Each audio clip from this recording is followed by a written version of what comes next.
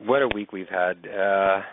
It's been a crazy week. I want to thank you all for joining us tonight. I know that there's been some crazy storms, as Sharon and Katina and Red Phantom and everybody's been talking about in chat. It's been a crazy week, and so I hope everybody is safe and warm and snuggly and comfortable in their own home tonight. So tonight we're going to talk about Malaysian Flight 370. You know, if you're not familiar with the mystery of Flight 370, you were either just born yesterday or you were just born yesterday.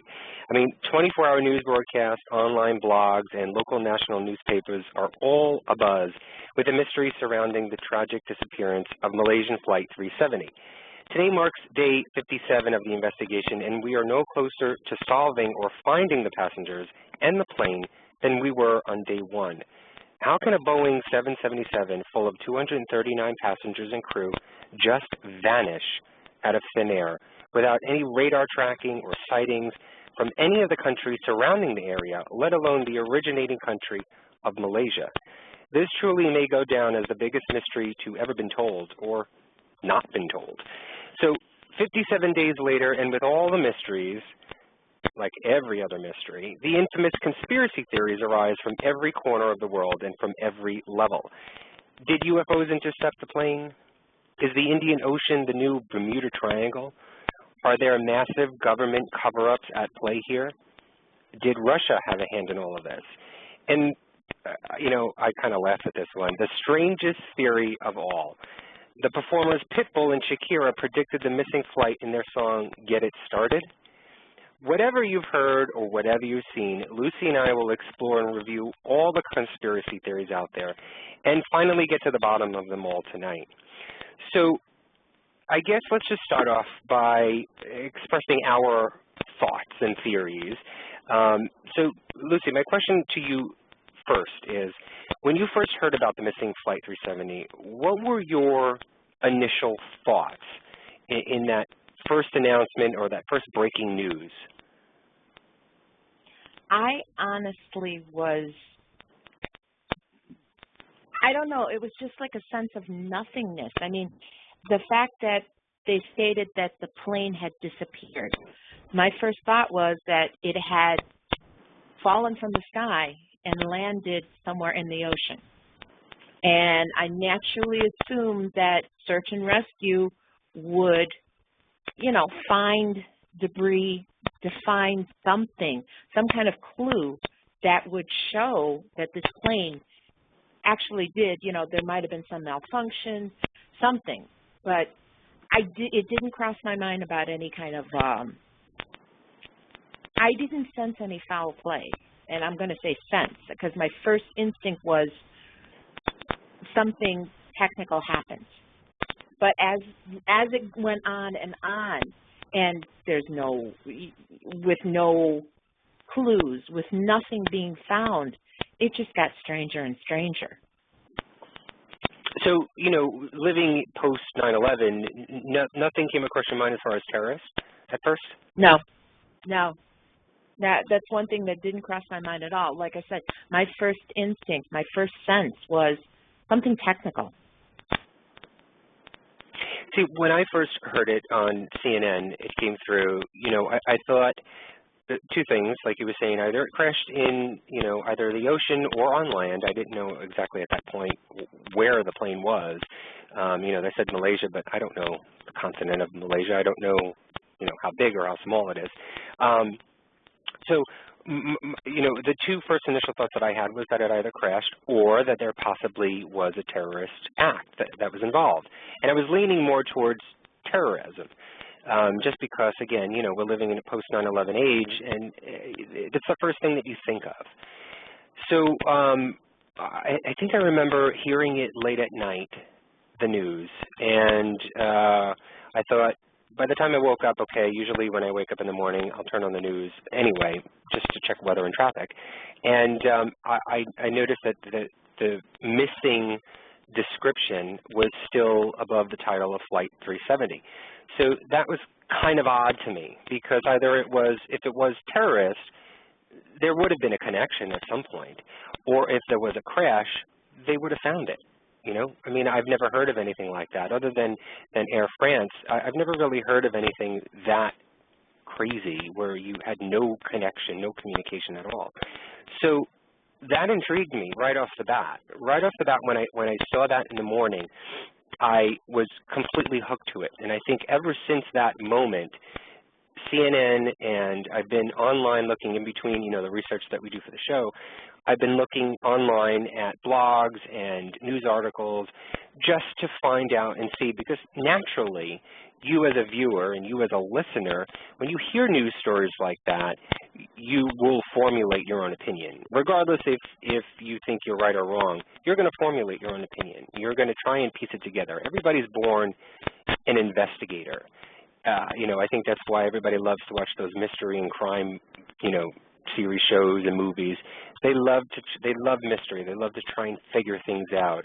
And the other thing to that is you always want to see if what you're thinking of is correct and sort of boast yourself at that moment. So it's natural to feel that way. And so people may call that a conspiracy theory. Whatever your theory is, they may call it a conspiracy theory. I don't tend to think that way, because conspiracy theory has that negative connotation, just like the Ouija board has that negative connotation to things. So I don't want to discourage people from ever in the future thinking of what a possibility could be, because no one's right and no one's wrong. I mean, in this day and age, from all the paranormal stuff that you know and all the things that you have experienced, can you logically say a UFO did not intercept? Could you say that there is not a mysterious Bermuda-like triangle, you know, in and around Malaysia, let alone just the Indian Ocean? Could you say that that is not possible? And all that you know about the paranormal? I don't think so. I truly don't believe in that factor, because I'm one to keep my mind open all the time. So ever since that moment, ever since March 8th, when we heard about that, I have been intrigued, and I have sought after and looked after and formulated my own opinions. It's, for me, myself at this point right now, and then I want to find out from you, Lucy, what your thought is at this point, you know, at day 57, what it is. But for me, my theories and opinions have sort of transformed a little bit, and I honestly think at this point right now, there is a cover-up. I'm not leaning towards UFO or anything of a paranormal phenomenon, not that because I'm trying to discredit it, but I think from the information that I have gathered, and just from Philip Wood's girlfriend, and I forgot her first name and last name, my apologies, but he's the American, I think he may have been the only American on that flight. From his girlfriend and her testimonies and being on air on news broadcasts all the time, she may seem crazy to a lot of people, but I kind of believe the fact that there's something else that's going on here. I truly think that this plane just did not go down. I don't believe that there was a technical glitch, because if there are pings, as people are talking about, and there are these sort of quote-unquote handshakes to radar, that if it has been in the air and it has been, this plane has been active, meaning electrically active, that the fire would have put out all of that. There would have been no electronics on board if that was the case. And you've got 239 people on this plane. You're telling me that even in that moment, and I'm sorry to keep talking, Lucy, I know I want to get to you, but even when that happens, you've got 239 people on this plane. Not one of them pulled out their phone and sent a text, or tried to make a phone call, or tried to do anything like that. Even if there's a fire, to me, I would do it. I really would do it, because it's not as though if there was a fire that there was this huge fireball, and there's no record of anything exploding in the air, because that would have been recorded. So it may have been, if there was a technical glitch or to be on board, if it was a fire, there had to be some time before the beginning of that flame, if that was the case, to it being consumed in the entire cabin. I'm at this point right now where there's something fishy and there's something odd about everything, including, and we're going to get to this, including the Malaysian report that they just gave out, was it yesterday or Wednesday, I think it was, which they just put out. There's something odd about that report itself, and I'm going to bring up the point in that. But, Lucy, at this point in stage, what you've read and what you've learned about and what you've heard on television, what are your thoughts at this point? Okay. I agree with you that there's, you know, all of these passengers on this plane. I'm still really leaning towards the technical glitch or something happening. There's a malfunction somewhere. One, because, like you said, I do agree that if there was something and people had time, they would have had those cell phones out. They would have been texting. Somebody would have tried something, okay? That part of it, I'm thinking, you know, something happened so quickly that if no one is, and I hate to say this, I don't even like saying it, but if no one has survived this and something happened, I mean, even if it was like a bolt of lightning that hit that plane, that just immediately, who knows, electrocuted everybody on board. If they were still alive at the time that something happened, somebody would have either text or tried to call or do something. Even in 9/11, even in a terrorist attack, a terrorist action, people were able and still able to make phone calls. If not the passengers, it was the crew members that were able to do it. They were either able to hide away in a bathroom or in the pantry area of the plane and communicate with someone. You know, either it be just 911 or their loved ones. They were able to communicate. This just seems very odd to me, and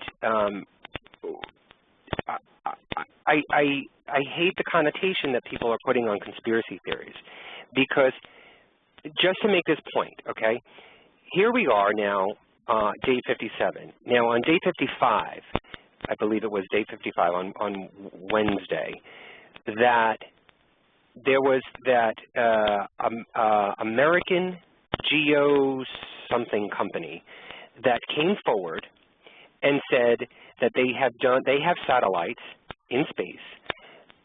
Their mission and the main purpose of their company is to find weaponry in the ocean.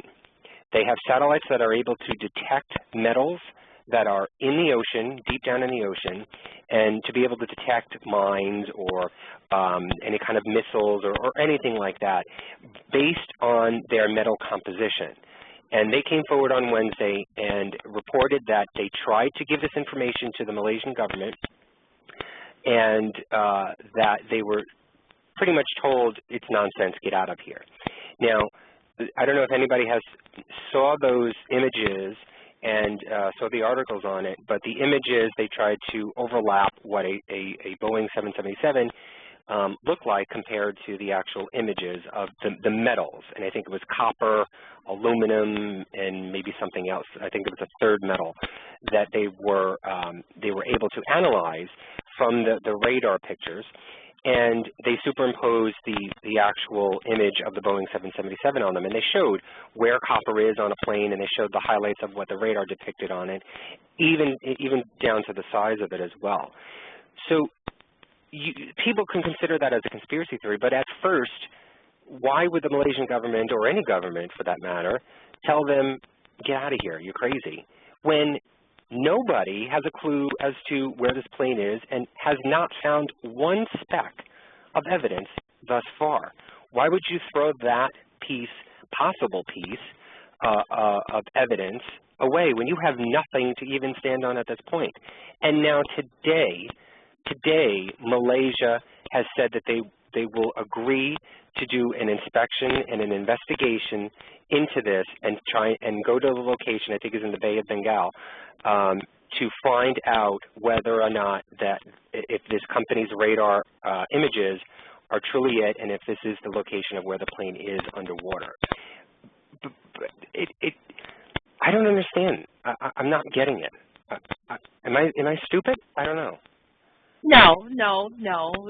And I do agree that why would, as far as cover-ups go, I can see some kind of cover-up. I mean, Malaysia is trying to make a move. They're trying to bolster their presence in the modern world. Something like this is technically an embarrassment, okay? Something like this is something that they possibly don't want to admit to. So if there is something that happened where the plane malfunctioned, I think their tendency would be at first, okay, we need to get to the bottom of this, we need to find out. But they don't even know that. No one knows anything. I mean, it's pretty obvious that in their own investigation, I don't know what they really truly have done. I mean, we've got a report, but that doesn't tell us what's really happening. I mean, we never know what's really happening behind the closed doors. Obviously, they've got nothing. Obviously, they've found nothing. No matter how many reports they put out. Unless they do have something, and obviously they're not going to share with the world, but I think at this point, though, and people have said that they probably have more, there's probably more knowledge that we just don't know about, that they know more of. But I think at day 57, if they'd had more knowledge that was credible, I think you would have found something, or I think we would be close to the vicinity of. Say that again? We would know something. Something would have come out by now. Right. So at this point, I don't think they know a whole lot more. And I'm talking about Malaysia itself. I'm not sure about the Australian government, and I'm not sure about our own U.S. government if they know more. I cannot say for 100% that they don't know more. They only know the same amount that Malaysia knows. I don't know that. And I'll probably get into that with some of the articles that I have here and the reasoning why I'm saying that. But can we hit the report that was given out by Malaysia first? Okay. So if you've heard on the news that there was a report that was given out by Malaysia, because whenever there is an incident that happens, either with anything, but mostly with airline incidents and accidents, there's reports that are given out, and there's supposed to be reports that are given out to the public, to the world, to just sort of cap up at whatever point and stage in the investigation is at, what have they found, what are the results, what is truth and what is fact. And so this report, which is it's online, you can go to Google and just type Malaysia report. The easiest way I was able to find it, that I can print it, was a Malaysia report CBS, which I guess the channel CBS put this forward on a PDF file. So you're able to actually print it up that way. But it's a 5-page report. Right off the bat, a 5-page report on an incident like this is pretty horrific and embarrassing, number one. It's sad. It is sad. I can tell you with 150% certainty that if you remember Air France Flight 447, I think it was, in 2009, when that crashed, obviously they had more information because they had the ACARS radar. They had all of the actual communications, the pings, as everybody talks about. They knew where the flight went down, but it actually took them 2 years. It took them until 2011 to actually find the plane at the bottom of the ocean. But they knew in a certain area where the plane was, and they just had to physically, logistically get this plane, find the plane, and then get it out to pull up the wreckage. But that initial interim report that came out not too long after the actual incident happened was 128 pages long. And it went into really great detail. First of all, I had a table of contents. This has nothing on it. There's no table of contents on this thing. You don't need it for 5 pages, actually. But 128 pages, and they went into great detail as far as who was involved, how they went about it, all the time-stamp dates, and all of the information. It had graphics and pie charts. Now, I'm not saying the more the merrier in reports, but to me, that's laying everything, all your cards out on the table. They put everything out there of what they knew.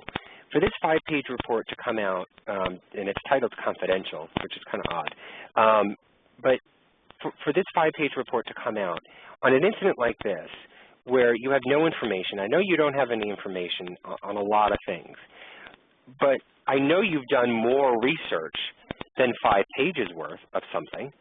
I know you've hit all the gamuts and tried to either debunk many, many things. Why is that not in this report? Why is it that it is only giving you pretty much the same information that we've heard on either Fox News or CNN or HLN News or any other local news that you listen to or are able to listen to locally?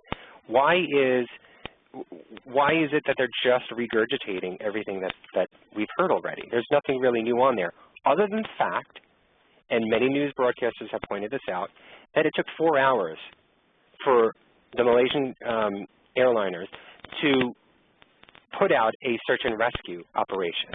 4 hours, which is kind of strange to me. I don't know if you want to comment on that. Well, okay. What I'm thinking, I mean, I do agree that this report is pretty sparse. I mean, basically, it just ends up being a timeline of what they are saying happened with the flight to the time that it disappeared. I listened to a show that talked to a former Air Force and commercial pilot who had 30,000 hours of flight time. This plane was over the ocean, okay? From what I understand, from what I've learned, is that once this plane goes over the ocean, there's a certain point where it no longer can be tracked by anything on land. That they switch their tracking to a separate. Oh God, I wrote it down here. Yeah, what it is that if it gets out of the Malaysian airspace, it picks up at the next airspace level, which was Vietnam. And you can hear at what everybody's talking about as the sign-off from the Malaysian Flight 370, you know, good night Malaysian Airlines 370. Ho Chi Minh in Vietnam airspace was then supposed to take over the control of the communications and the tracking of it because it's now out of Malaysian Airlines space. And Vietnam was the one and only. Now, Malaysia can still track the plane. They can get coordinates, but they're not. Since they're out of the airspace, they're not legally entitled to actually communicate and coerce with the actual flight. They can still track them where they are, but they're not able to communicate because they're not in their own airspace anymore. So Vietnam was supposed to take over. Vietnam was the first country, the only one, that came to Malaysia and said, hey, we haven't heard anything. Where the hell is it? And Malaysia's response was, no, it's on the flight. It's still tracking. Here it is. Here it is. It's still tracking. It's still going. It's in your area. It's in your space. And they were basically saying, no, it's not here. We don't see it. And they go, no, it's here. It's here. It's here. Don't believe me. It's here. And they were saying that, I believe, for about 2 hours. During that 4-hour time where nothing happened, those first 2 hours, Malaysia was saying, no, it's here. We see the tracking report. What Malaysia was looking at was the automatic simulated tracking report of the flight of how it was supposed to go. They weren't looking at the tracking report of where the actual plane was. It was the simulation of how the plane is supposed to ride, how it's supposed to fly up to Beijing. So, one, who the hell is that's tracking this plane, and how many times has that happened, number one? And two, you're doing that for 2 hours, and then after 2 hours, then you realize, okay, wait a minute, I'm looking at the wrong thing. Yeah, you're right. It's not here. We don't know where it is. And then 2 hours later after that was when they put out a search and rescue. Well, see, there's one question that I have with this. Okay, you know, the all right, good night is technically it's standard. When they get out of tracking range, they're letting the flight the people know that they're going to be out of range. Okay, the frequency supposedly was supposed to have been changed to a tracking station called Seattle Center, Alaska 42 at 370. That's what should have been tracking this plane. And they were supposed to track this as much as possible over the water. Where is a report from Seattle, you know, Seattle Center, Alaska? That's the part that I am kind of missing here. That's the first time I've heard that. This was from this gentleman's called Steve Ball. He's a lieutenant in the Air Force. He's retired, and this was some of the things that he was giving us. Basically, he went through the process, the standard process, and what he explained was once this flight went out of anybody's range to track, it should have switched, that frequency should have switched to a tracking station, which is called Seattle Center, Alaska. Where is the report from there? Why hasn't anything been heard from this? That's what I want to know.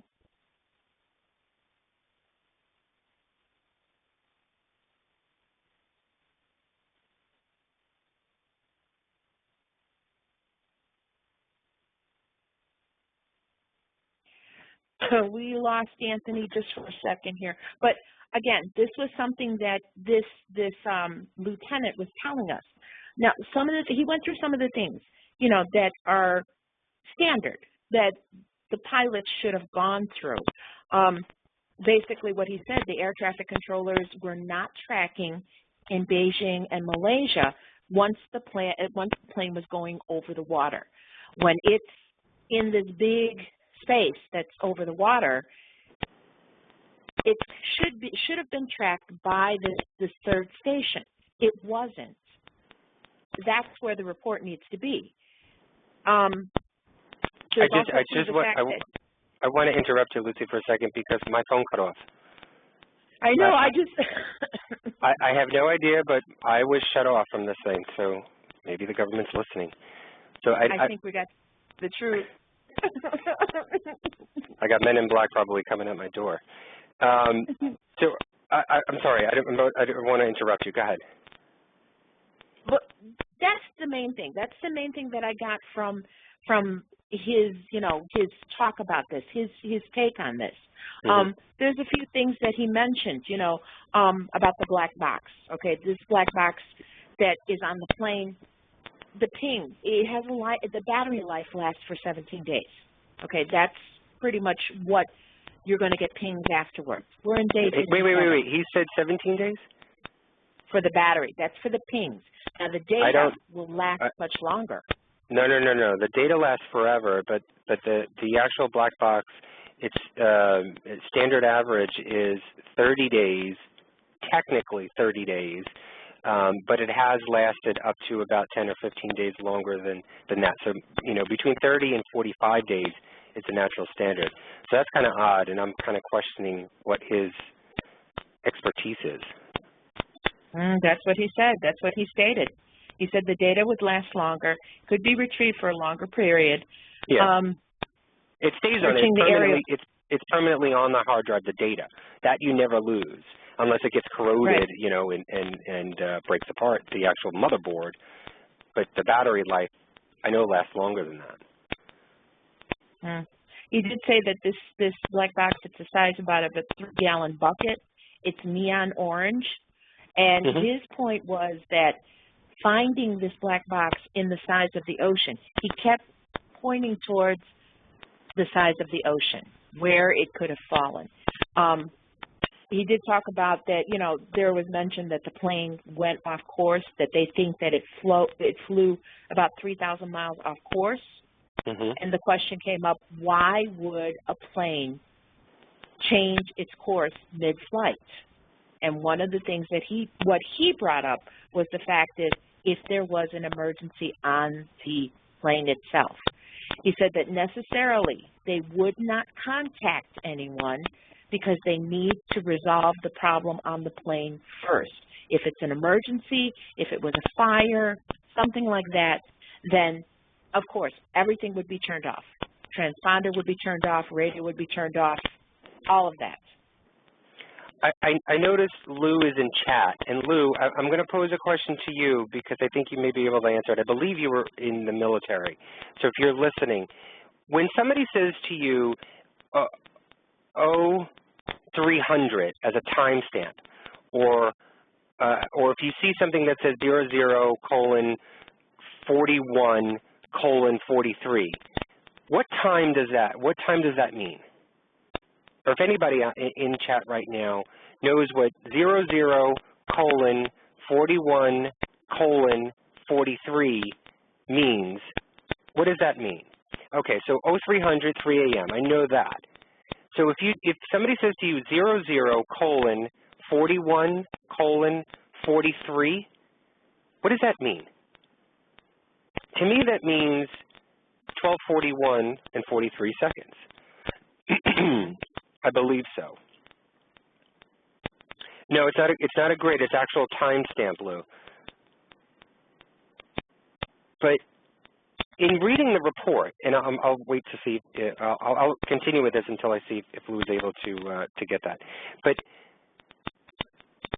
in reading the report, it went over the investigation and then went over the history of the flight. Okay. On page 2 of the report, where it says history of the flight, it says at 00:41:43, which to me means, and it says MYT, which is Malaysian time. To me, that means 12:41:43 seconds. Malaysian time on March 8th, 2014, MH370 took off from runway 32R at Kuala Lumpur International Airport. Okay, that means the flight took off the tarmac. Okay. On page 3, right above the paragraph where it talks about search and rescue, it says it was later established that the transmission from the aircraft communication and reporting system, the ACARS, which I'm sure everybody's heard that word, ACARS, all over the news, through satellite communication system occurred at regular intervals starting before Malaysian Airlines 370 departed Kuala Lumpur, Malaysia at time, and it's written out now, 12:12:56:08 Malaysian time, and with the last communication occurred at 01:07:49, which to me is 1:07 and 49 seconds Malaysian time. So what's confusing me is it's saying the history of the flight is taking off at 12:41 and 43 seconds Malaysian time. It says it in the report. It took off from the runway 32R at Kuala Lumpur at 12:41:43. But at the end of this section of history of the flight, it's talking about ACARS, and it says that the ACARS satellite communication was still sort of receiving the communication from ACARS before MH370 departed Kuala Lumpur, Malaysia at time 12:56:08. That's a 12-minute difference. It's a 12-minute difference. Now, Kuala Lumpur is not a huge city.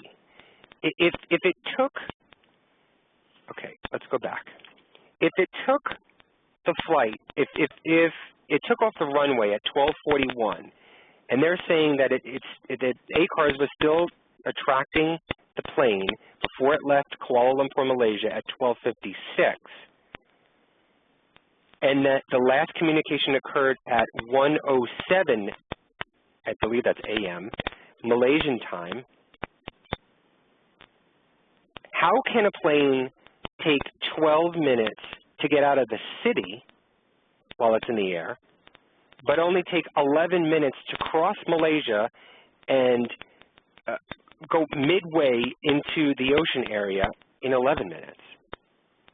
If I'm reading this right, I would beg for people who are listening right now to Google the report and look at it. Maybe I'm completely wrong, but I'm not getting, first of all, why are they putting the timestamp 00:41:43? To me, that means 12:41. But then they also put in here, physically, in black and white, 12:12:56:08 Malaysian time. Is that a different time? It's a different time. It's 12 minutes later. No, but I'm just saying 00:41. To me, that's 12:41. So the plane is off the runway at 12:41, but this is saying even before it was detecting it before it left Kuala Lumpur, 12:56. I'm going to leave it at that. I don't know. I haven't been able to look into that, and I haven't heard any news broadcast bring that point up, because that's a little confusing to me with the two. It's supposed to be the same timestamp. If 00 means 12, then why are they writing 12 and why are they putting 00 if that's the case? But also, too, the 12:56 and the 12:41 doesn't make sense to me. But again, who am I? Only Anthony Agati of Paranormal Review Radio, and I haven't heard this on CNN or anybody else, so I'm not sure what that means. But what disturbs me from this report, and if you had nothing else to say, Lucy, what disturbs me from this report is the 4-hour wait time that they had before anyone sent any kind of search and rescue or sent any military aircraft up in the air. Even the Malaysian military tracked and had it on track as coming back over the continent of Malaysia. But they felt, and they said, we thought it was friendly aircraft, so we didn't do anything about it. That doesn't make sense to me, especially after post 9/11. Doesn't make sense to me. A military is detecting. But what doesn't make sense is that this is supposed to be an official report. You would have thought that somebody would look at this report, see that it's reported that it left at a certain time, and then all of a sudden, on search and rescue, in their own official report, you've got a different time. Somebody should have picked up on that. Somebody who put this together should be looking at this. I mean, that's like a big red flag. All right. I'm going to put this one to bed, this report, because it's 5 pages. There's really nothing to talk about in this. I encourage everybody, if they're really interested in learning about this, to try and get information. I would really suggest, if anything, downloading this report and just looking it over, because it's kind of silly. And living in this world, you really should know all the information that people are giving you. Don't just accept it because it's on the news and that's what people are reporting. And if I get cut off again, Lucy, just call the police. Okay, why don't we get on to some of the conspiracy theories that we've caught. And I've got a whole bunch of them, and we've sort of sectioned them off in different sort of topic areas. So I think the first one, Lucy, do you want to get into predictions and the psychics and what they have sort of said? Yeah. Well, just before we get into that, though, Lucy and I both have reached out to many of the folks. Lucy, I have emailed a lot of the folks from the articles that I have printed up and of the psychics, and you actually just reached out to somebody last night as far as someone who is a psychic or predictions. If they have anything to say about Malaysia Flight 370, we reached out to them that have had articles and have put forth information of what they think. We've requested them to come on air, and nobody has responded. So it's kind of strange in that factor. But let's get into the predictions and the psychics and what they are saying. Do you want to go first with what you have? What one piece of article that you have? Yeah, I was, looking for shows. I was trying to listen, and one particular show caught my eye, and it's basically a show of channeling. And the only reason why it caught my eye is because in the title of the show, it said that there was a hint as to what happened to Flight 370. And actually, the woman who is doing the channeling, her name is Catherine E. May. And her title, she's a doctor of psychology. She is actually a clinical psychologist who's been in private practice in New York City. She's been there for 35 years. She's got a reputation where she developed some kind of technique for visual focusing. She also has, I'm going to read this literally, she has combined with her spiritual approach to social and developmental issues, has evolved to a treatment method for eliminating anxiety and depression. She is an author, and if you look at her credentials, she seems pretty legitimate. Sure. Now, what is she saying? First off, she's been stating that she's been asked by Spirit to serve as the voice of Mother, Father, God. So in this capacity, she channels, and she's channeled entities that she brings messages from Father, Mother, God, Prime Creator, someone called Sananda, Saint Germain, Ashtar, and other cosmic guests. Through a channeling, she channeled a being which she called Saint Germain. And she claimed that this plane will be found, but there will be no bodies, that the passenger and crew have been taken to a higher dimension. The passengers will be allowed to return, and they will be mentors that will help their families with ascension. According to Dr. May, the ascension that we've talked about, this new awakening, it started on April 15th, which I had a question there because this plane disappeared in March. Supposedly, the ascension started on April 15th. So, according to Saint Germain, the plane will be found, but these passengers were taken to a higher dimension. Now, I did send an email to Dr. May to ask her to come onto the show to talk about this channeling. As of now, we still haven't received a response, but I'm really curious to hear what she has to say about this ascension. How is it that, when are they going to return? Has she received anything else? I mean, just where does she think these people are? You say higher dimension. I mean, is this kind of like a rapture thing? Is it kind of like a, that's the part that I don't understand. Well, I mean, hopefully maybe she'll respond. Obviously, we got her information late in the hour, so she wasn't able to respond back if she hasn't read her emails. But if she does, I'd love to just maybe get a statement from her, and if we do, we can post it on our Facebook page, or maybe have her on the show again and talk about the ascension if that is the case. But that's a pretty interesting story, and a pretty interesting theory.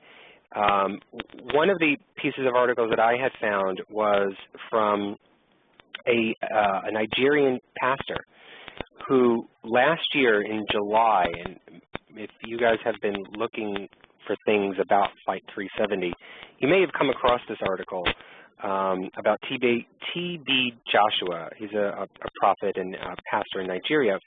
And in July of 2013, he was doing a sermon, and upon the pulpit, he was actually receiving a message, or I think he may have received it before the actual sermon, and wanted to express it and let everybody know what vision he saw. And his claim is that, or what he was saying is that, here it is, on Sunday, July 28, 2013, Prophet T.B. Joshua gave a prophetic message concerning an Asian nation, warning them of an incident involving a large aircraft carrying over 200 people developing a fault soon after takeoff. And he subsequently prayed for the nation. And there's actually a video of this sermon that's dated July 2013. I haven't verified the actual date of it, and I'm not sure if anybody else has. But he says that It's going to be, it is going to be huge, almost 200 people inside, and the prediction is vague, but it's cited as an Asian nation, the world's most populated continent, and did not give any name or specific country in the region. But he said he did know what continent, what country this came from. What country it came from, and he was going to actually write a letter to the nation and let them know of his prediction. And so I'm not sure if he did or what the reaction was. I haven't heard anything and I haven't seen anything come forward after this article had come out, because I did do searches on him.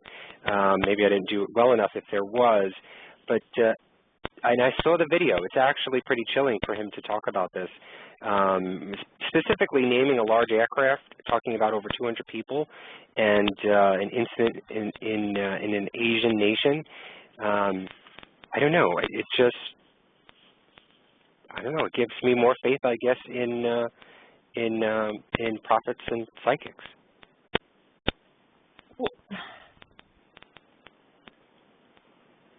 Let's keep going with these psychic predictions, because I want to.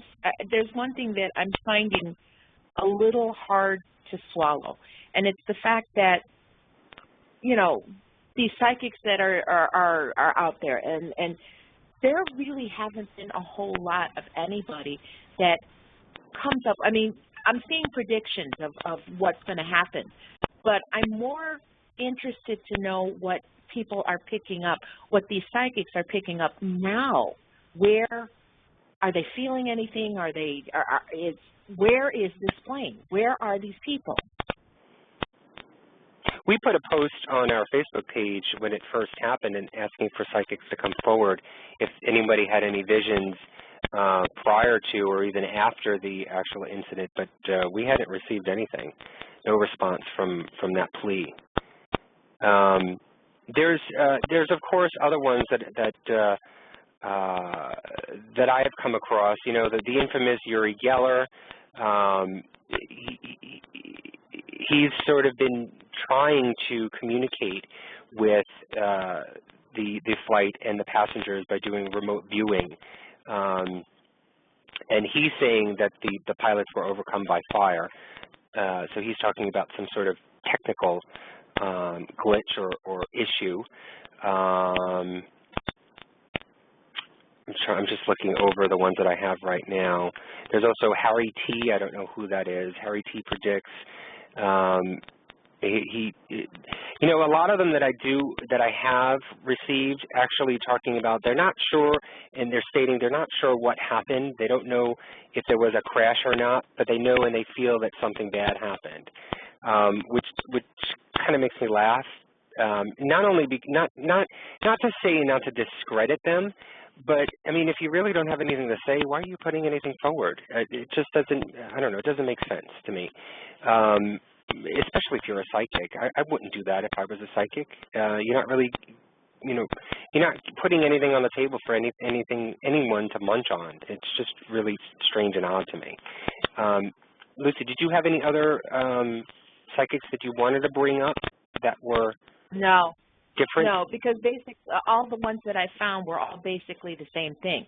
They kind of danced around the fact that there's something negative that happened, but there was nothing really that, with the exception of the Nigerian preacher, that one did chill me, because it's very it's kind of weird. It kind of takes you by surprise to hear him say these things. But everyone else, there's not really a whole lot. And I would think that with the abilities that are out there, that somebody would come forward with something a little bit more. We've got all the families of all these people, all these passengers, the families of the crew. They're looking for something. Part of what psychics should be doing is looking for something to give people hope. And the lack of any kind of sense of where it's at is just telling me that they don't know. Again, part of the mystery. Where is it? There's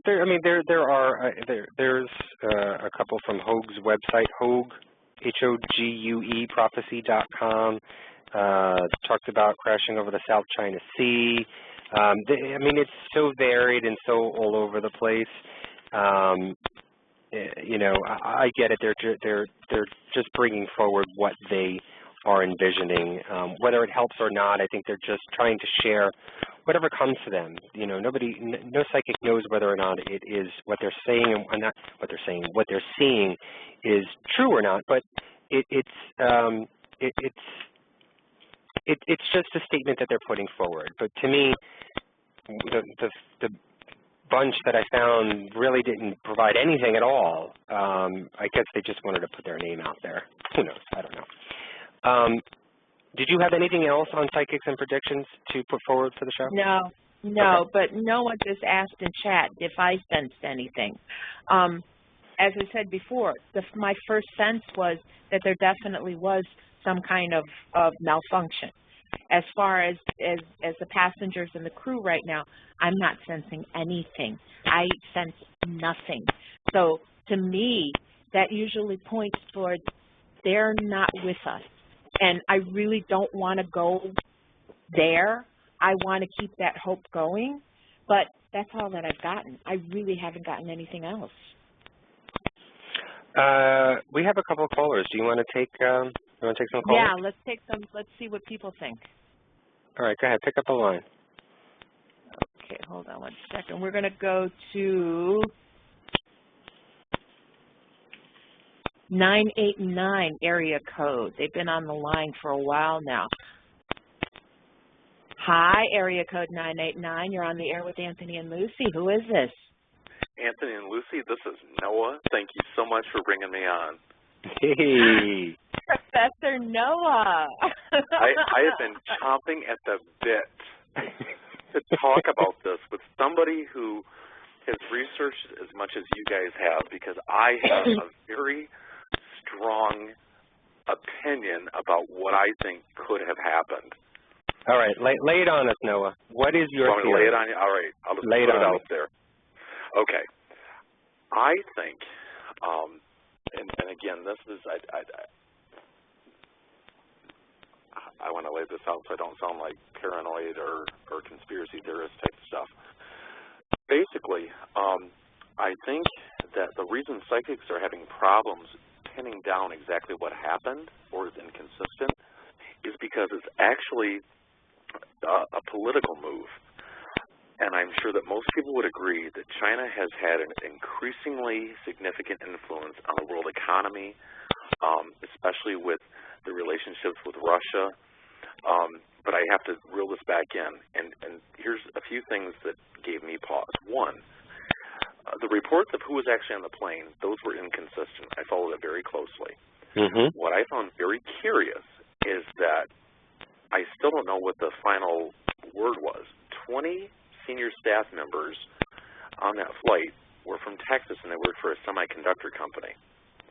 The semiconductor company, I tried to do research on them, and it's very unclear exactly what they do.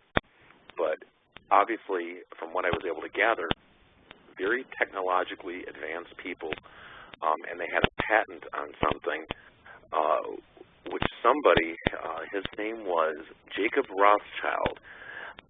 If those people, he's a billionaire, if those people were to disappear, it would make him the sole owner of this patent of whatever they've been working on. In addition to that, the other thing I keep thinking about is our struggle to remain a superpower in the world. And I can't help but think back to the Dalai Lama, and I'll make this brief. The Dalai Lama, he has been public enemy #1 to China, and they have no qualms with their position on him.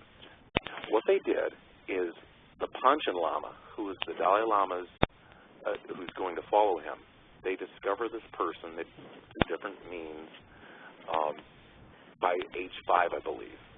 What happened is the Dalai Lama's successor was actually kidnapped in 1995 by the Chinese government when he was 6. And what happened is, by kidnapping him, they're basically trying to cut off the continuation of Tibet. Now, the way I think this might relate is because China has so much authority. I mean, they own my my mortgage. I almost swore. I'm so sorry.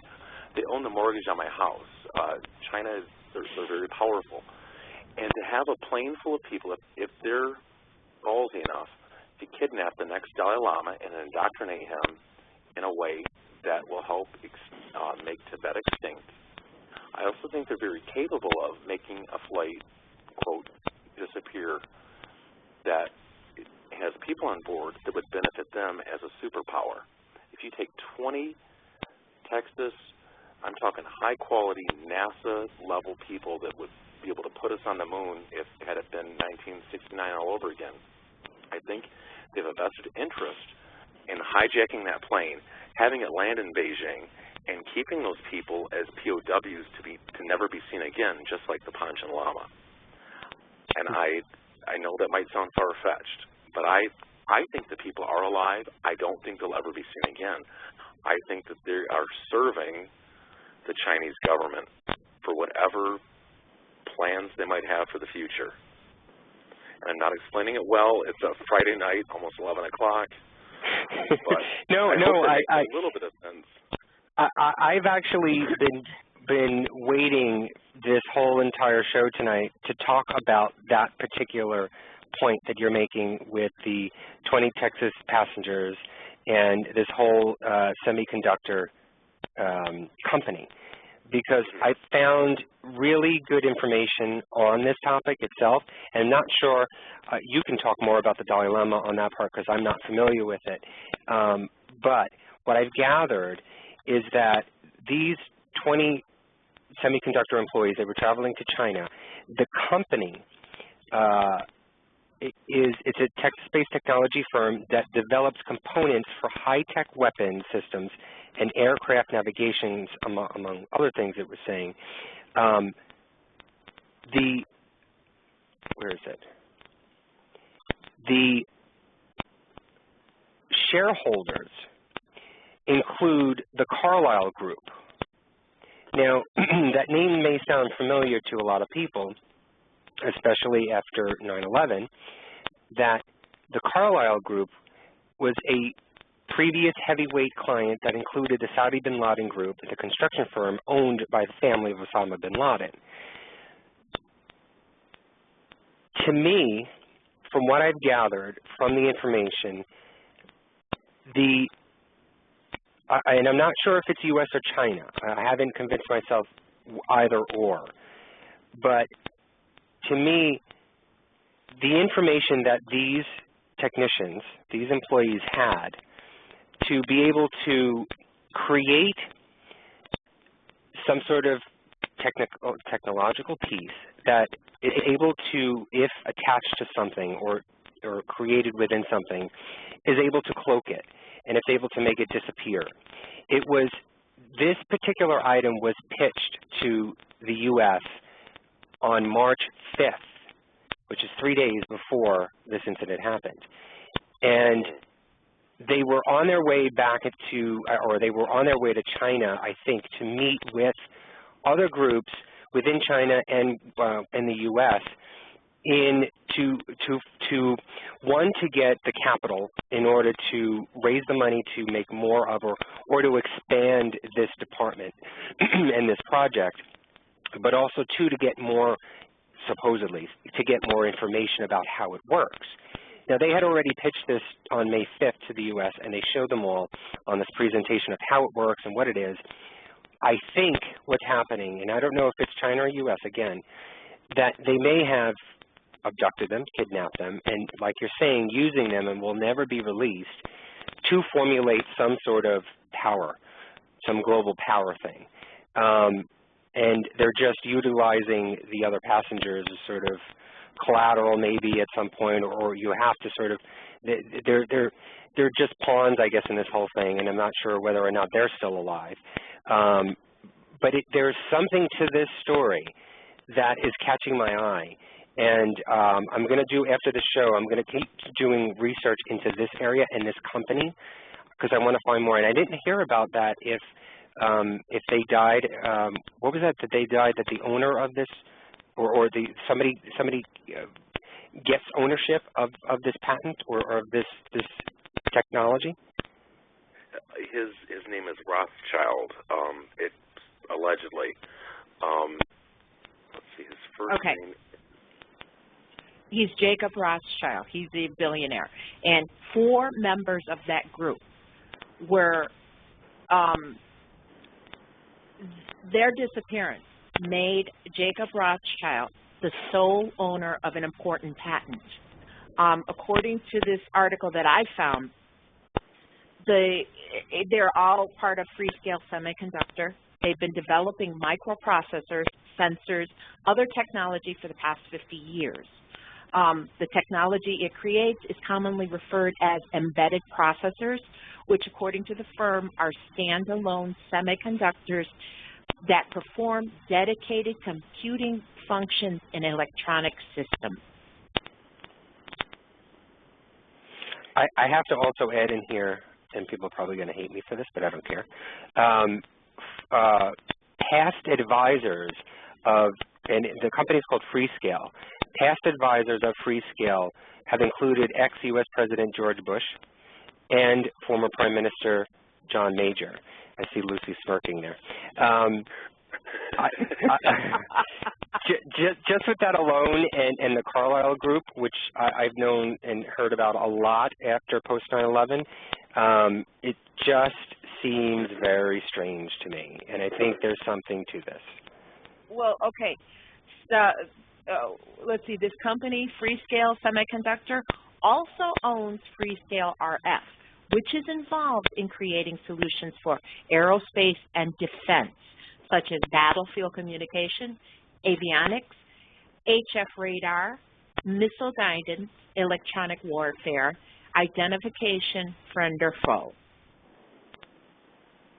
That sounds like pay dirt to me, and I appreciate you guys with all of the research you did, because I don't think it, and I think as responsible paranormal enthusiasts, investigators, that we like to look at all possibilities, not just paranormal, but also if it's political or financial.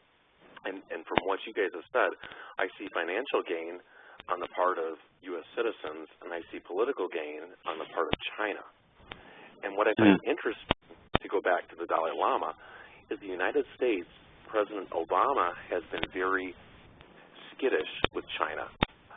I was in Chicago, in Lucy's neighborhood, the last time he visited there, and China had basically threatened sanctions and other strong measures if he was allowed to speak. And I had so much anxiety in Chicago thinking we were going to have some sort of incident. Obama was supposed to meet with him, which he did, but he did it under the cloak of night in secrecy, and he made him go out the back door by the garbage. Dalai Lama came back to the U.S. again this year. The same thing happened. I think that for some reason, the U.S. is very afraid of China, doesn't want to ruffle their feathers. So I think that, Lucy, back to your story about the Seattle Alaskan tracking center, the United States would not, I think they would be very skittish and afraid to reveal if they actually knew anything. Well, okay. One other thing that I did find in the same article, avoiding radar via cloaking technology has long been one of the objectives of the defense industry. Freescale has been active in developing chips for military radar. Now, this plane disappeared. No one did anything for 5 hours. Could this possibly be a live test of the cloaking capabilities that they've developed? They claim that in some of the articles that I read, they claim that this wasn't ready for even testing ability. But that's what they're putting out there in public. Who knows? That's what they're saying. That's not necessarily what the case is. And that's the interesting part, I think, with the news outlets. For people like us, and like I was saying before when they say conspiracy theorists, anytime we bring up something that isn't accepted publicly, we're dismissed, like we're kooks. and we're wearing tinfoil hats, which always makes me laugh. But if you think back to when the B-2 stealth bomber was unveiled and they had aerial photos of it, as an aspiring pilot at that time, I was fascinated. They had finally developed a plane that looked like a Stingray that could pretty much go undetected. And so I think this technology has been in the works for a very long time. That was back in the late 80s, early 90s. So I can't imagine what the semiconductor company may have developed by now. And if they were doing an actual test, that is terrifying and leads me to more questions about how the U.S. may, if they cover it up, allowing our citizens to be in some sort of coup with China to make this technology possible. And these poor Malaysian people who are feeling responsible for this, who have no idea what happened, I think that's more than troublesome.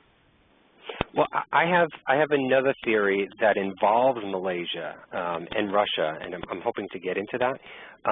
But just for the sake of argument, and hopefully if I have time later on before the show ends, I actually printed up because people have that negative connotation whenever they hear conspiracy theories. Oh, you're a nut job, you're paranoid.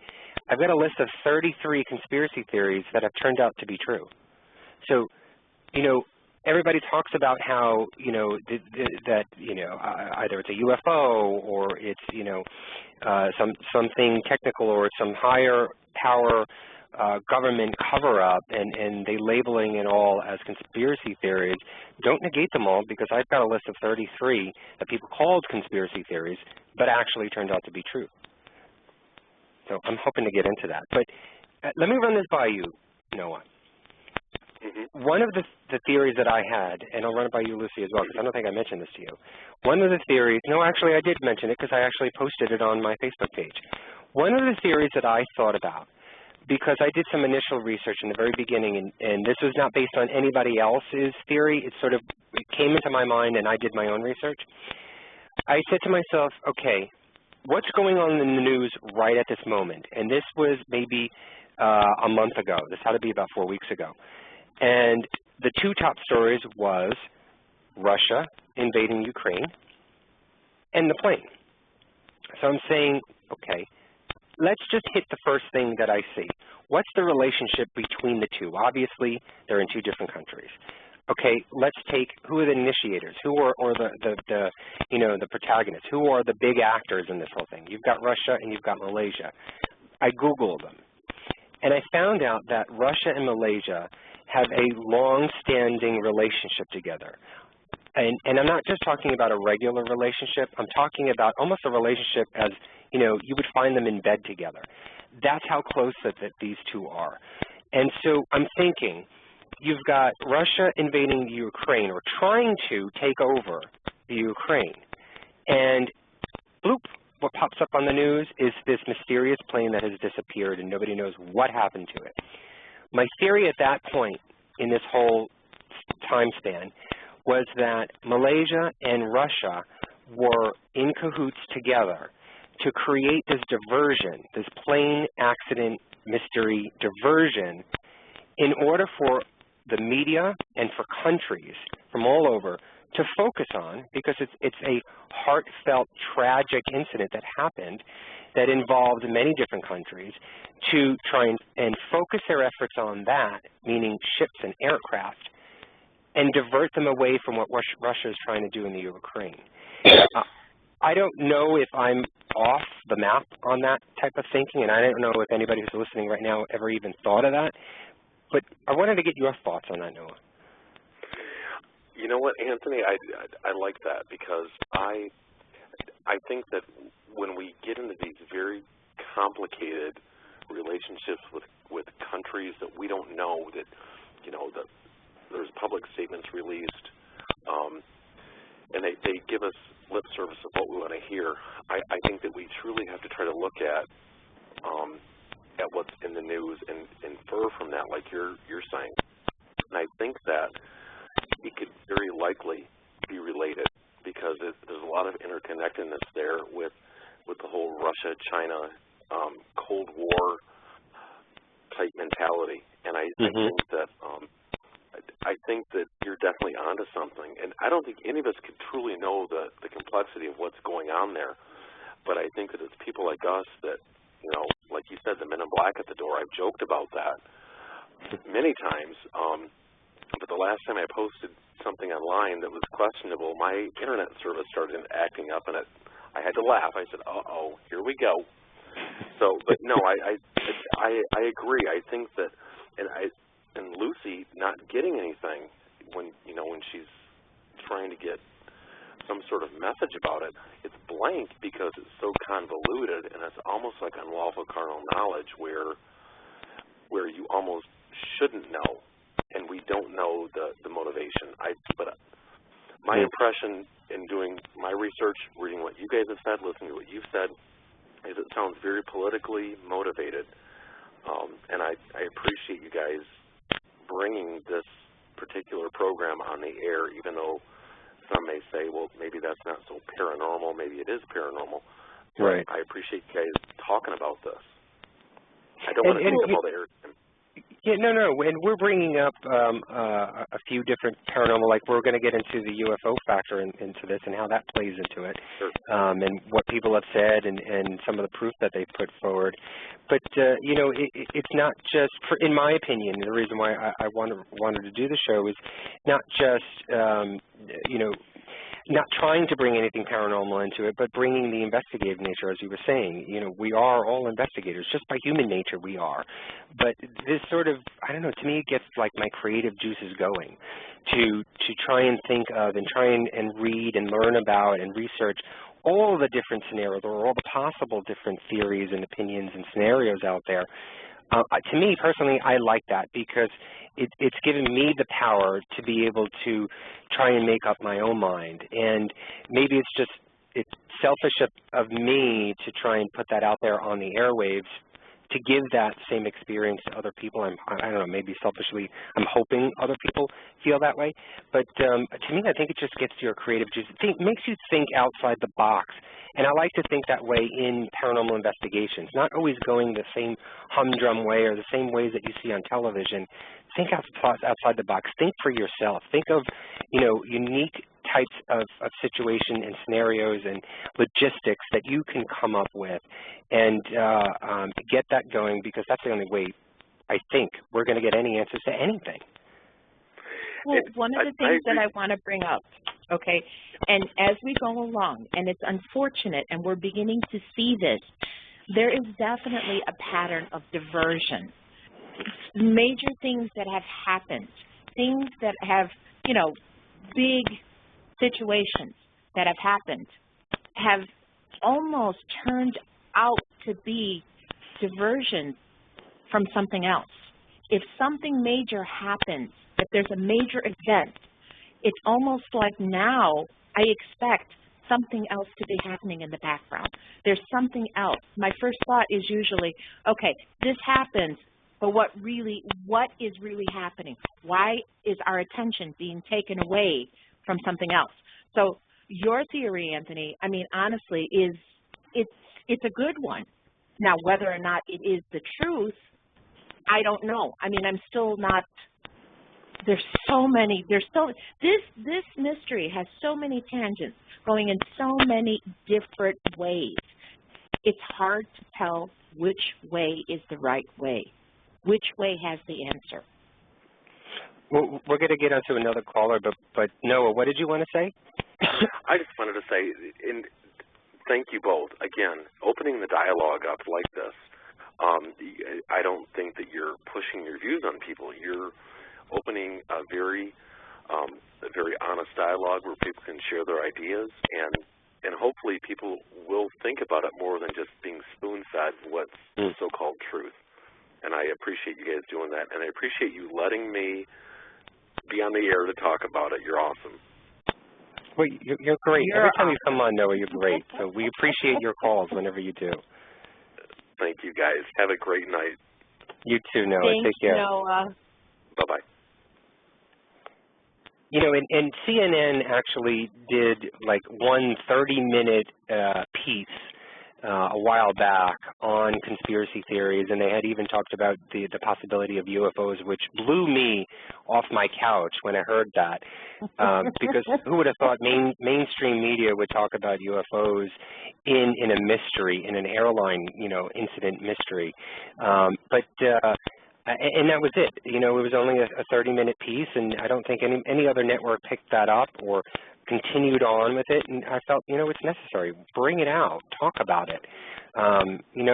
People, you may not think majority-wise, what a psychic says it could be true, or the possibility of a UFO interception, who knows, but it leads to things, to me, in my opinion. It leads to so many answers, or it negates the answer so that you can concentrate on other things. That's why I wanted to actually do this show. All right, Lucy, do you want to get on to the next caller? Yeah, let's see who's on the line. We're going to go to area code 908. Hi, area code 908. You're on the air with Anthony and Lucy. Who is this?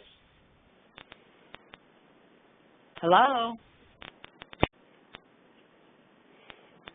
908. Hello, you're on the air.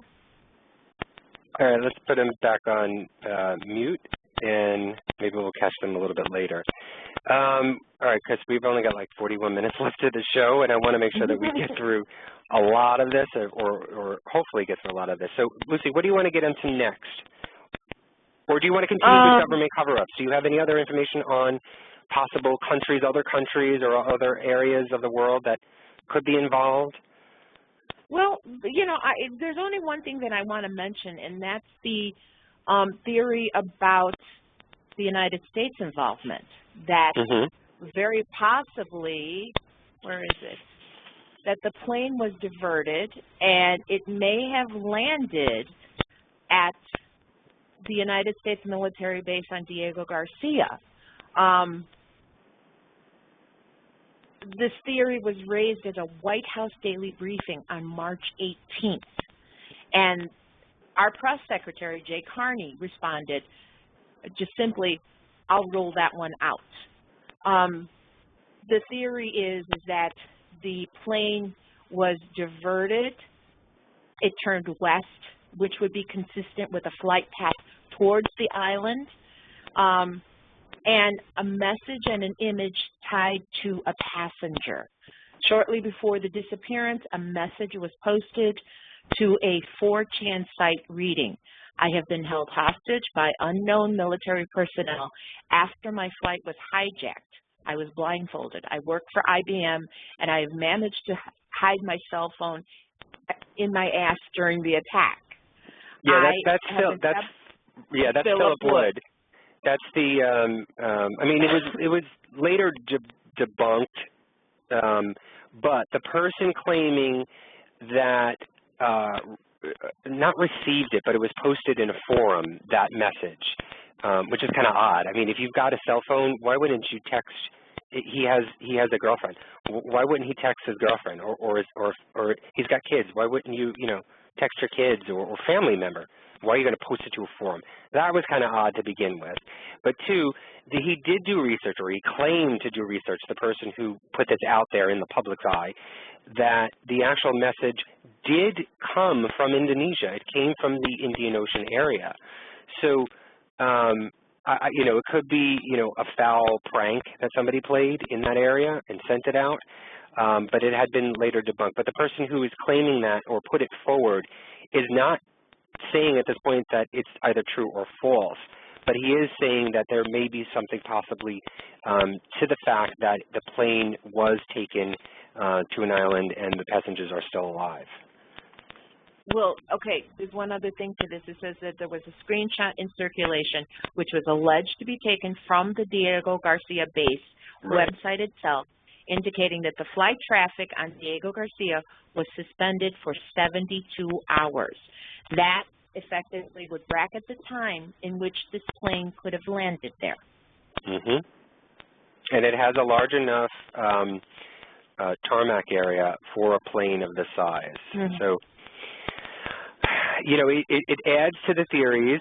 I'm still, that has not left my palate, the idea of, because there are, where is it? I have an article here also too that the U.S. is involved in this, and that it was actually, where is this article? They were tracking the Malaysian flight even before this particular flight, because it supposedly had cargo that it was unloading in some other destination area, and possibly whatever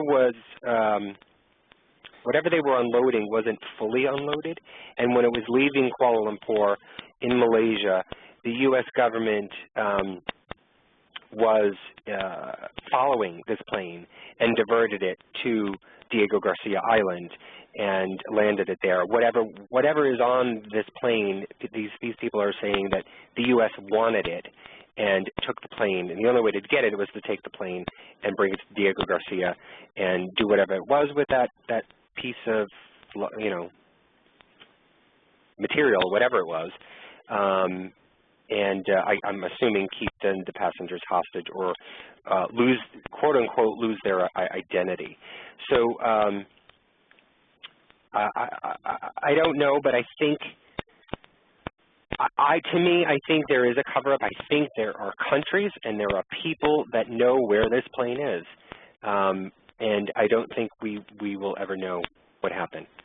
I'm hoping I'm wrong, but I think that something big has come out of this whole mystery, and it is bigger than we will ever conceive of. You know what, I always go back to, and I have the book always in front of me, the Jesse Ventura, 63 documents the government doesn't want you to read. And if you have not read this book, it is amazing, and it tells you everything that the government has done that you have never known before. But it is true, and there are things of remote viewing in there, some of the paranormal phenomena that people claim are not real, but the government has been using that, and some of the the experiments and studies that were done on people during wartime using chemicals and poisons just to test and see what the reactions would be, and they utilize that on the military. There's so many things that you just don't know, or you cannot even fathom, I guess because it's never been in a movie or on television, and so you don't think it can happen, but it has. And so to think of anything like this, oh, you're crazy. But hey, there are worse things that have actually happened in this country and in this world that you are just not aware of. Well, there's one thing, okay, there's another theory that kind of bothers me, and this one does bother me, and it's called the phantom cell phone theory. And basically what it's stating is that some of the passengers are still alive but cannot answer their cell phones, sometimes known as the phantom cell phone theory. And this is based on early reports that family members of Flight 370 passengers heard the passenger's phone ring after the plane disappeared. Okay, now, there's a wireless analyst, Jeff Kagan, who explained that the network may produce ringbacks as it searches for connection, even if the cell phone has been destroyed. That led me to think, okay, there's been talk about instituting a kill switch on cell phones. Is it possible that if these people are actually somewhere, were all their cell phones turned off? Were they all, because that's the one little thing that kind of bothers me. With 229 people, how do you shut off all their phones? If they're alive, how do you do that? Is this kill switch technology? Well, the co-pilot's phone was detected and I'm doing air quotes as I'm saying this, as the plane turned to the left and went back over Malaysian country to then skirt around Indonesia and go into the Indian Ocean. As it was going over the Malaysian country, it went down to supposedly, I think it was 5,000 feet to avert any radar. And when you go that low or low enough to where signal towers can actually catch cell phones, supposedly the co-pilot's phone must have been on, and the cell phone was, I guess, the term would be talking to the signal towers to try and get signal. That doesn't mean that he was trying to make a phone call. It's just that the phones, whatever you want to call them, waves, was active. were reaching out to the signal towers. I don't think a report or an investigation was done yet, or if it has been and nobody's saying anything, of the passengers. Now, I remember hearing on the news, maybe it was a couple of weeks ago only, that somebody had brought this up, and I'm not sure if it was on CNN or not, that if the pilot's phone was doing that, then obviously, you know, I'm sure if there's 200 passengers, at least 30 did not shut off their phones like they're supposed to. Right. It's always, right. Every flight. So where's the investigation into the passengers' phones? And somebody had said on this news broadcast that they were told, Malaysian government was told that they could not get that information, or that they didn't know the cell phone numbers. Something to that effect, where it was like a dead end. They reached a dead end in that factor. But I'm like, wait a minute. You just ask the family members. They can give you the phones. I don't know if the family members are able to get any of that reporting from the companies, from, you know, the phone companies, the cellular service companies. That I don't know if they were able to do that or not. But I haven't heard anything in that factor, and so that's kind of a little bit odd to me. There's a lot of things that don't make sense. I mean, as far as we said, I mean, every flight that I've ever been on, there's always someone that still has their phone on. So including you. For something to happen, and if it happened that quickly, it's highly. Why is it if they picked up the co-pilot's cell phone, why didn't they pick up something from somebody else? I agree totally. One of the things that bothered me too early on was the whole story about the two passengers who had stolen passports from Iran. And that story came up and went right back to bed, I believe within 7 or 8 days. Apparently, you know, they were, you know, kids who were trying to seek asylum, and they wanted to get out. They didn't want to do any harm, but they stole or supposedly had taken Iranian passports that were illegal, that were not them, and used them to get on this plane. I know you've talked to the family and friends and everything else, and, you know, leads go somewhere, and I'm sure you've got the information, but again, to me, there's so many variables in this whole thing, including the components, the cargo that was on there. And just recently, these ion batteries, these lithium-ion batteries I was talking about, there were 5,400 tons, I think, of lithium-ion batteries, well over the allowable amount on any aircraft. And they're saying that that possibly may have caught fire because lithium ions are known to catch fire on their own and create this, you know, technical problem or this incident on board that had happened. And then they had mangosteens on there, or mangoes, or something like that, some fruit. This whole thing is a movie in the making. I'm telling you. It's sad to say that, and I don't mean to be rude or, you know, ignorant or anything, but there's just so many funny things that are not making sense, and somebody knows an answer and is not saying it, and that is what is pissing me off. Well, you know, to me, the Iranian thing, you know, it came and it went. I'm going to classify that under diversion. I think that's a possible diversion that would have been used to cover up what really happened. Of course, let's point to terrorists.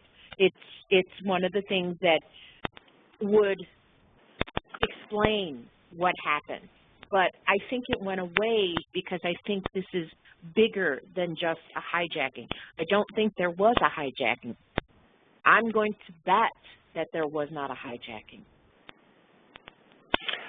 All right, I want to get on to one of the last areas that we wanted to bring up, which was the paranormal phenomenon of UFOs' involvement in this whole thing.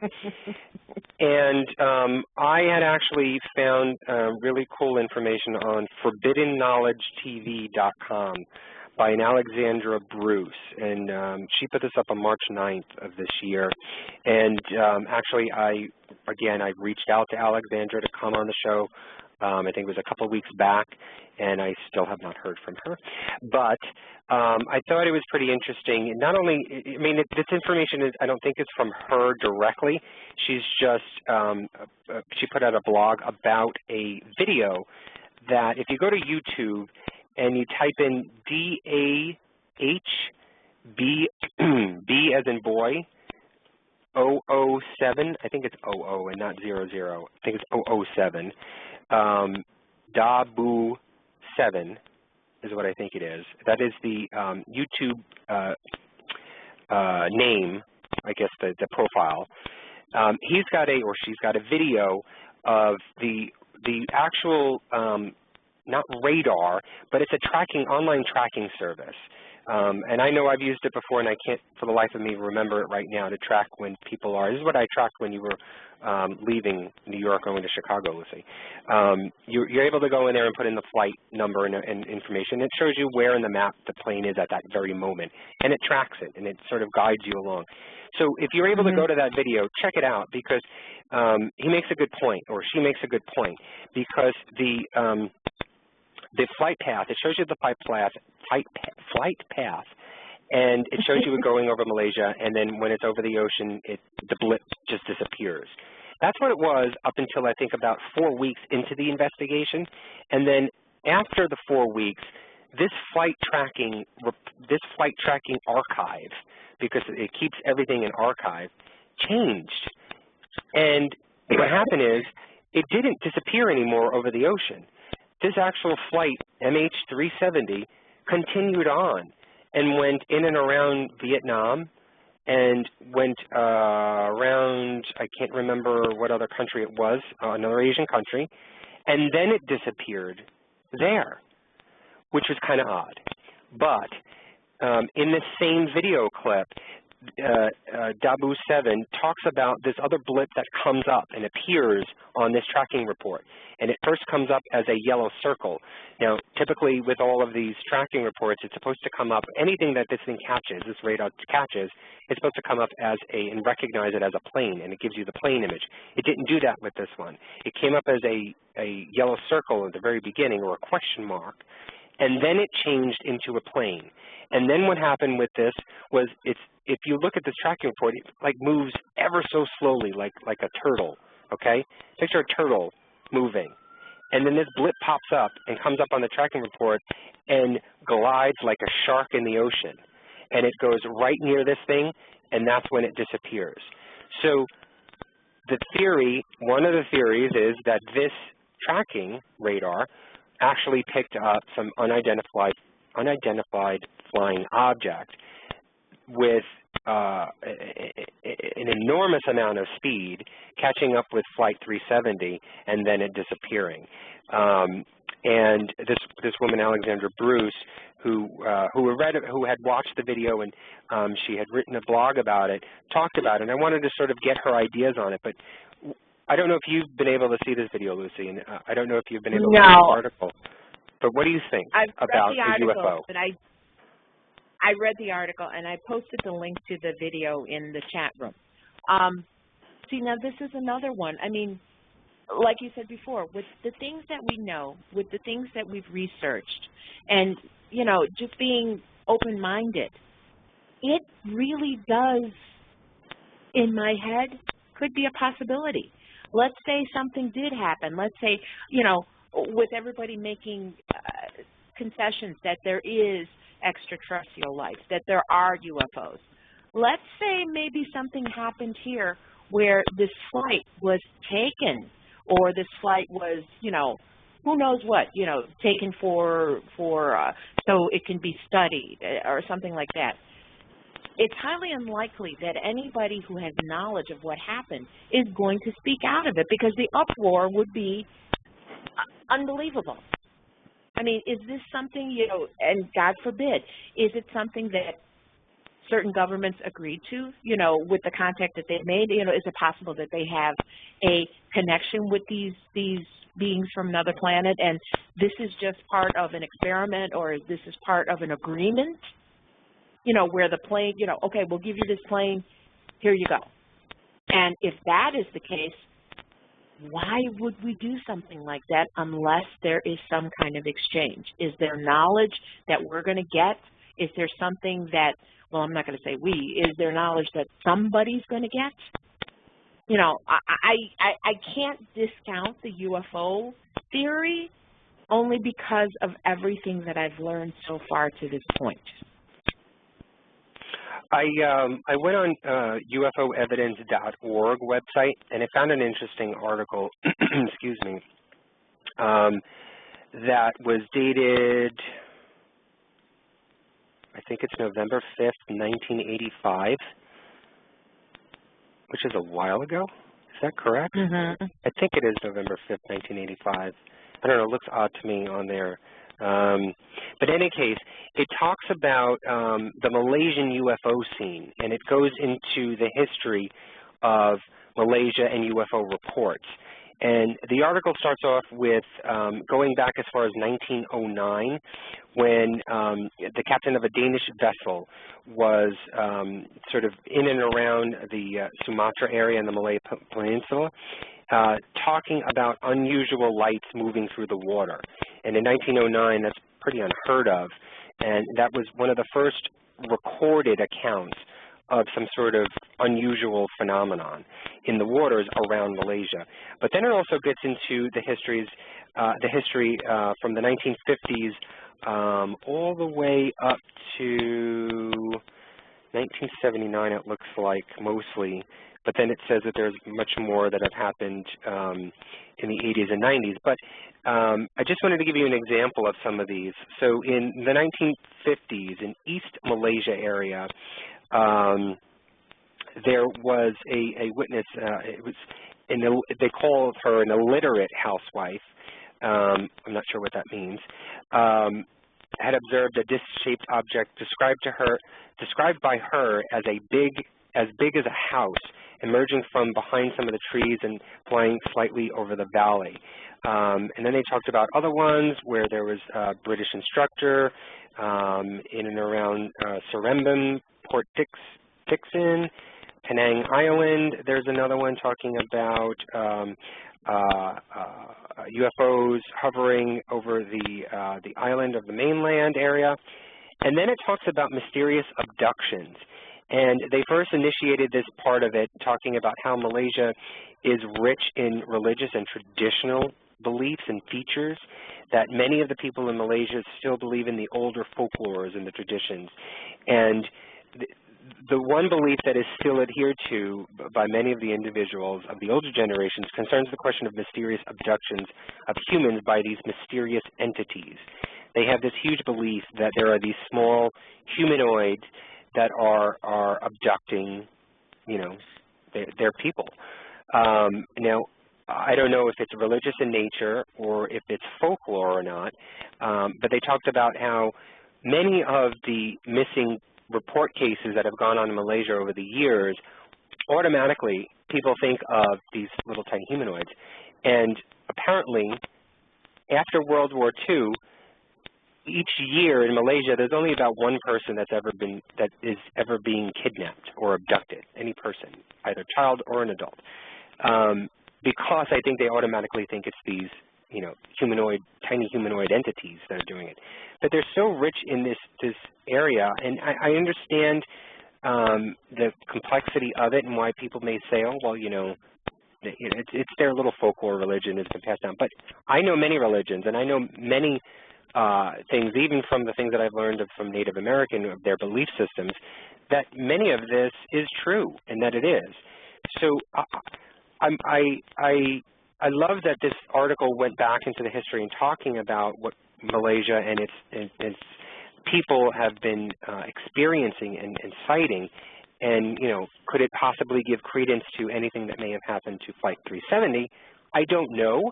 But again, I'm just laying the facts out, and if the information is here and you want to read more of it, go right ahead and formulate an opinion on your own. One thing I found interesting in this article was there's a line, and where is it? That in which they article? talk, the Malaysian UFOs, you know, where they're talking about it. They talk about one of the disappearances, and he was thought to be a victim of the entity, and a local Bormol, a witch doctor, declared that the missing father was now a resident in a different world. That opens up the thought to me of a different dimension. Let's say it's not exactly UFO, or maybe for some reason it's not cloaking. Is it truly possible that maybe for some reason this plane flew into a different dimension that we can't see, that it still exists, but it's in a different dimension? Is that possibly why no one is picking up on anything, that no one can get any feelings about it? That one line right there just kind of opened up that thought. I think that could be something, you know, and as we were talking in the very beginning, Lou had brought up an article, I think, in chat, but he has since sent it to me, and obviously I haven't had a chance to read the whole article, but I was able to skim a little bit of it, and it's a article from, it says, welcome to Bruce Gernon's Electric Fog, and it's electronicfog.com. If people go to that website, they can probably read more about it better than what I'm going to explain right now, because obviously I haven't had time to read it. But what it's talking about is exactly what you were just saying, is going through some sort of time warp, and this electronic fog creates that wow, God, I can't even think of that word right now. Time travel. There we go. That time travel where you could possibly lose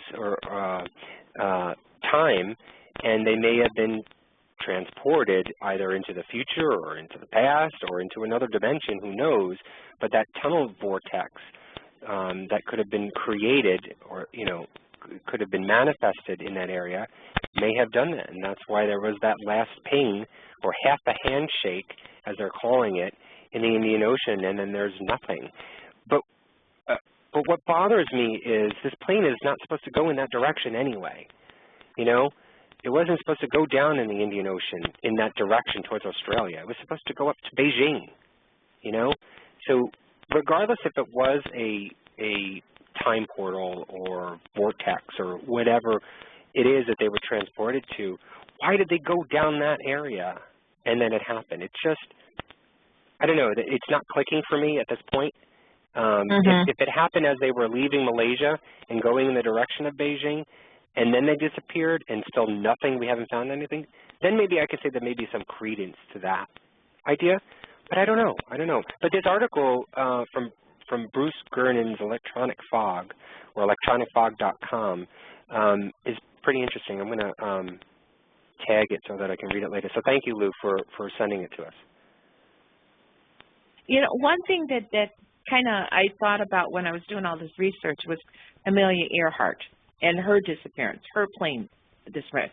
And there's one theory, there was a video I saw like a while back where someone had claimed that she actually had landed on some island somewhere and lived there, you know, afterwards.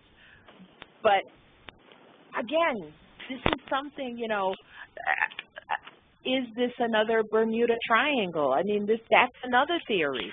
Is this, I mean, there are so many unknowns. There's so many things that do not make sense, that don't add up.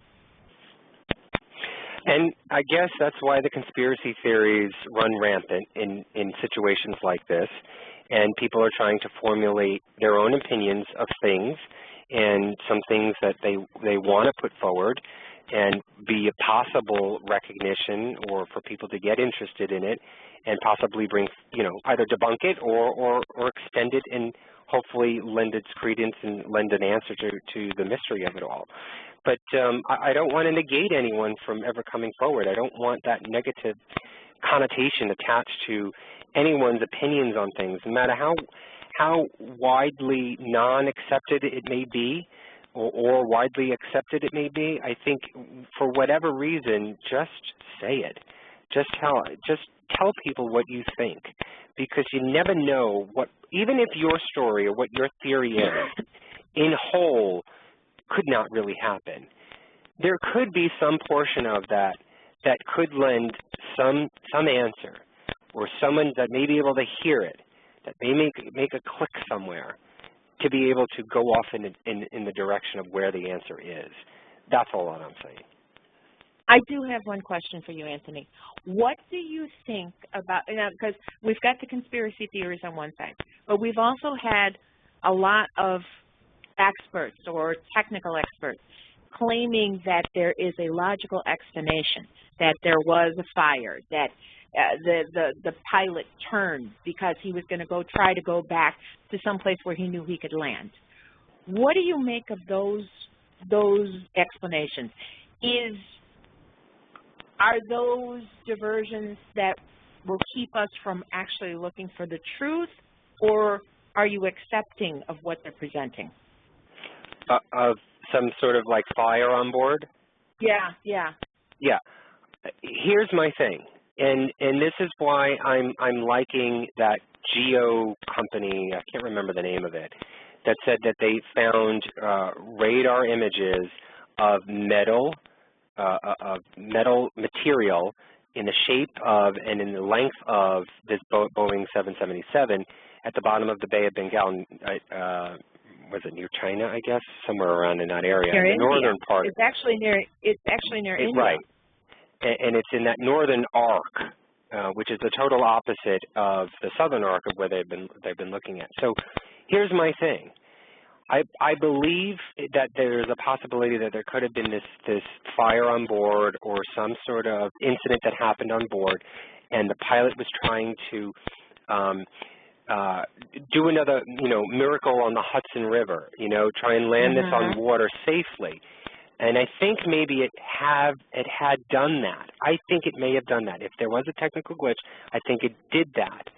And subsequently, the plane went under and the passengers were never saved because the 4-hour wait time that Malaysia took, first of all, for a search and rescue, but also, too, then the MRSAT data that we were receiving that says that the plane went around Indonesia and went down south on the Indian Ocean towards Australia direction, to me, then that negates that information.